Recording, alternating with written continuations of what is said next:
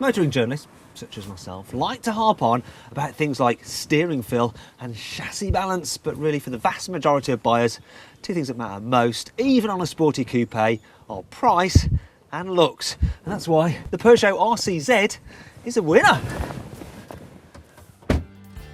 It's significantly less expensive than an Audi TT, but arguably even more head-turning, thanks to its bold face, pert bottom, sparkly roof rails, and a curvaceous roof which looks like a piece of modern art.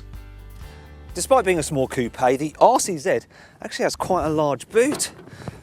You can fit a lot more in than this suitcase, and because you can fold down the rear seats, you can even carry longer items.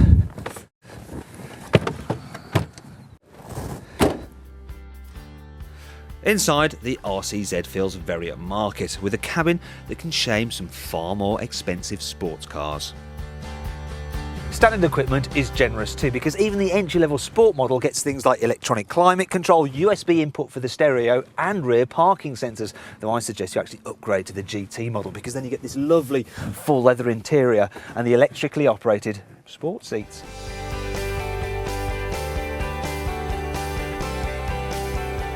Underneath the skin, the RCZ is based on the rather uninspiring 308, yet significant changes to the suspension and the steering make it a completely different beast on a twisty road. This means that if you are bothered about stuff like steering feel and chassis balance, you'll still be very pleased with the RCZ because it's actually great fun to drive. In fact, it's especially good if you go for the 200 horsepower model because it has special revised suspension at the front end for even better handling capability. And it also comes with a smaller, sporty steering wheel and a short throw 6-speed manual gearbox. Sadly, this guy is actually the diesel, so it doesn't get those two items. However, it's still pretty swift and it'll return 53 miles per gallon, which means it's the best choice if you plan to do a lot of motorway work. And in fact, this car is actually good over long distances because the seats are comfy and the cabin is well insulated for outside noise. The RCZ is fine in town too, because while the controls are precise, they are still sufficiently light enough for dawdling along in traffic. However, this does bring us on to the Peugeot's downsides. The first is the visibility. Now, it's actually surprisingly good out the back for a coupe. In fact, it's better than some hatchbacks. However, it's not so good going forward because you've got these massive A-pillars here which create a bit of a blind spot when you're pulling out at a junction. Also, the large rear view mirror and the pop-up sat-nav means that in the centre of the windscreen, you've got like this little window, about that big, to look through. Other problems I have is a seating position because, right, I've got the chair where I like it, so my legs are nice and comfortable. However, the steering wheel, even though it's fully telescoped forward, I'm still having to stretch to reach. I mean, if you look, my arms are pretty much straight, which isn't ideal. I'd rather have them like that. And if I'm sitting back in my seat and I reach for the stereo controls, well, I can't actually quite get to them. It's as though Peugeot has designed this cabin for someone with really short legs and very long arms, such as an orangutan.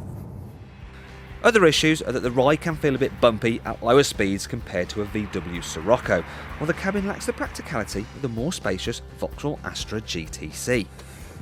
For instance, the glove box is so small that you really can only just fit gloves in it. And, in case you're wondering, they're not mine.